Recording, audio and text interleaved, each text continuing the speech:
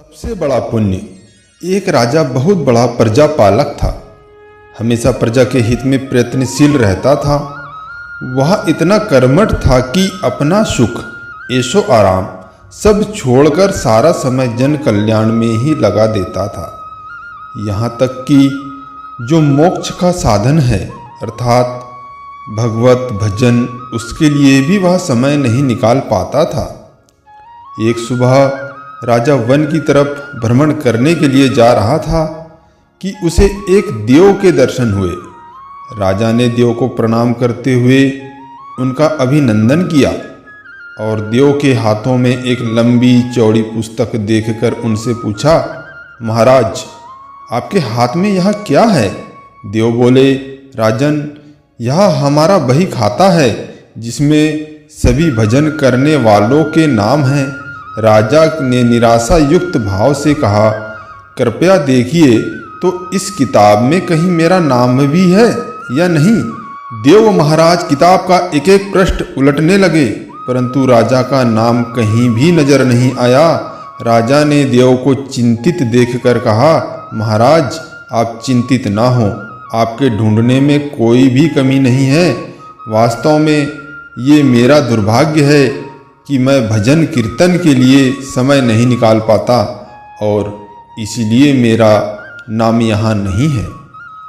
उस दिन राजा के मन में आत्मग्लानि सी उत्पन्न हुई, लेकिन इसके बावजूद उन्होंने इसे नज़रअंदाज कर दिया और पुनः परोपकार की भावना के लिए दूसरों की सेवा करने में लग गए।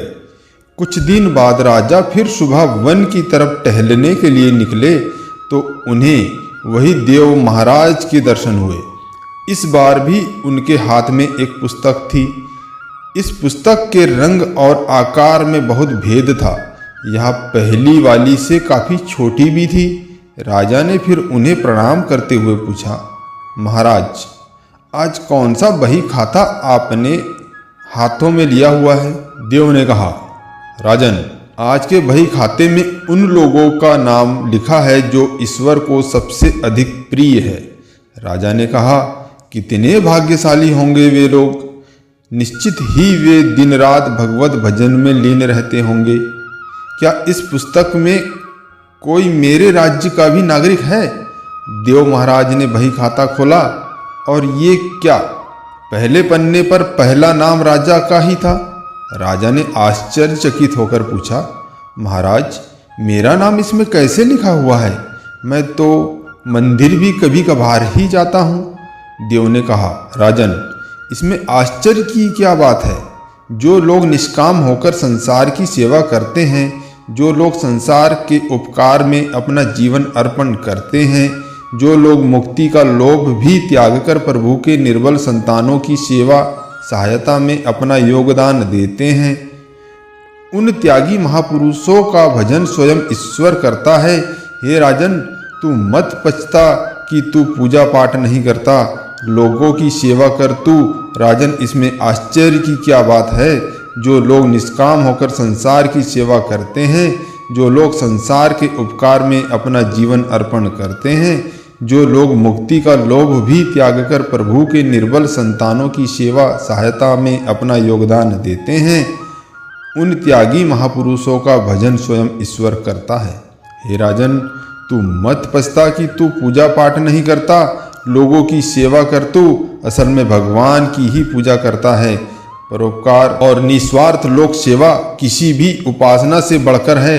देव ने वेदों का उदाहरण देते हुए कहा, कर्म करते हुए 100 वर्ष जीने की इच्छा करो तो कर्म बंधन में लिप्त हो जाओगे।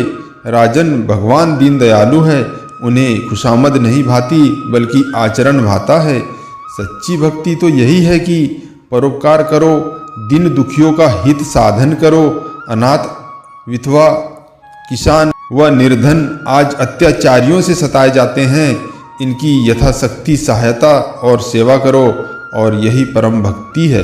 राजन को आज देव के माध्यम से बहुत बड़ा ज्ञान मिल चुका था और अब राजा भी समझ गया कि परोपकार से बड़ा कुछ भी नहीं और जो परोपकार करते हैं वही भगवान के सबसे प्रिय होते हैं। मित्रों, जो व्यक्ति निस्वार्थ भाव से लोगों की सेवा करने के लिए आगे आते हैं, परमात्मा हर समय उनके कल्याण के लिए यत्न करता है। हमारे पूर्वजों ने कहा भी है, परोपकाराय पुण्याय भवति, अर्थात दूसरों के लिए जीना, दूसरों की सेवा को ही पूजा समझकर कर्म करना, परोपकार के लिए अपने जीवन को सार्थक बनाना ही सबसे बड़ा पुण्य है। और जब आप भी ऐसा करेंगे तो स्वतः ही आप वह ईश्वर के प्रिय भक्तों में शामिल हो जाएंगे। दोस्तों, हमारे द्वारा दी गई जानकारी अच्छी लगी हो तो हमारे इस चैनल को लाइक सब्सक्राइब जरूर कीजिए।